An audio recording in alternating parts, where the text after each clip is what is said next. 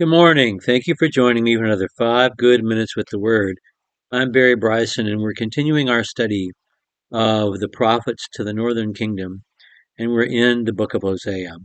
We're going to read chapter 3 today. The last time we were together, we finished up with chapter 2 and that poetic, prophetic section where God just shares all the emotions that he has. Um, and it's very much going through the emotions we would expect a jilted husband to have for an unfaithful wife. He goes through wanting her back, wanting to punish her, wanting to convince her, wanting to win her over, and all those things are expressed.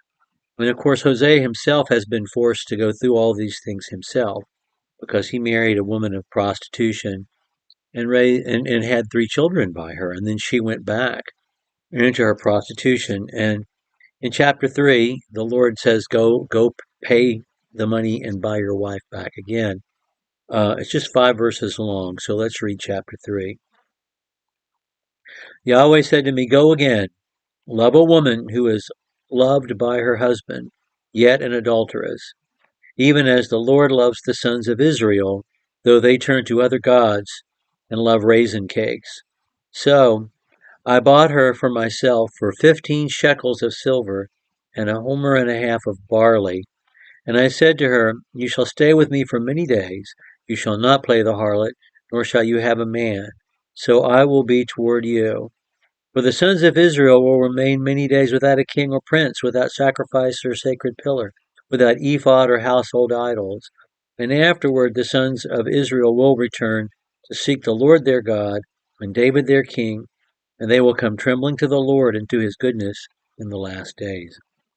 A lot of commentators think that perhaps he's told to go find a woman like Gomer and marry her, but that doesn't make sense to me.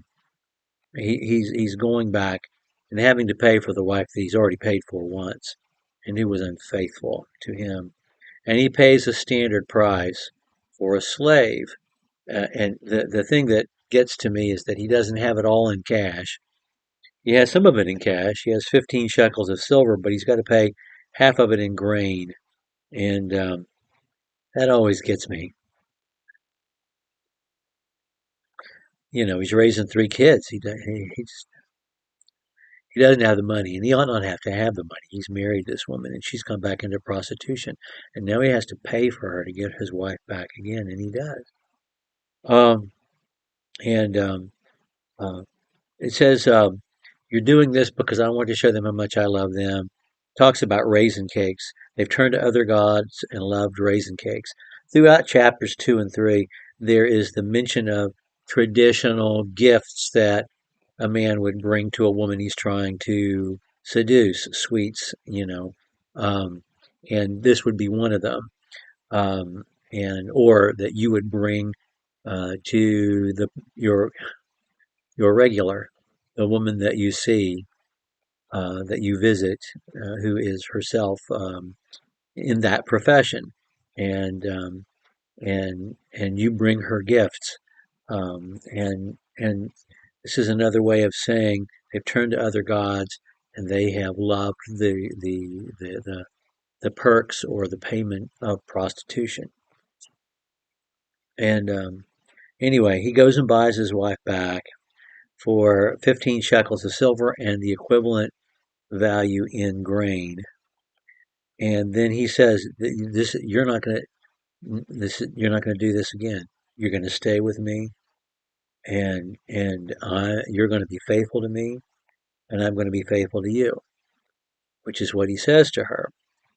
And God says, "Because the sons of Israel are going to remain many days without king or prince, without sacrifice or sacred pillar, without ephod or household idols, without king or prince." That's the truth.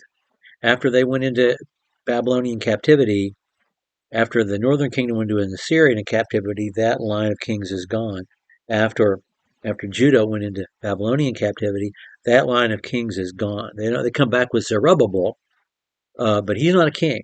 He's a governor under the Persians, and they don't have a king ever again until they have the Messiah. So this looks forward to the Messianic age.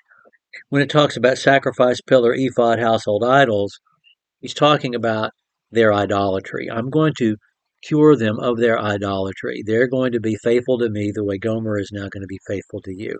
And in the same way Gomer is not going to sleep with other men, they're not going to worship other gods. And so they did have priests, and those priests were ephods, but they were God's priests. These four things that he mentions together: sacrifice, sacred pillar, ephod, or household idols. The ephod falls in with the group of those elements, different kinds of elements of their idolatry over the years. And then he looks forward to the Messianic age when there will be a king again, and that will be Jesus, the King of Kings, the Lord of Lords. And they will come trembling to the Lord and to his goodness in the last days, trembling to his tenderness. It's such a vivid to juxtapose trembling and God's tenderness.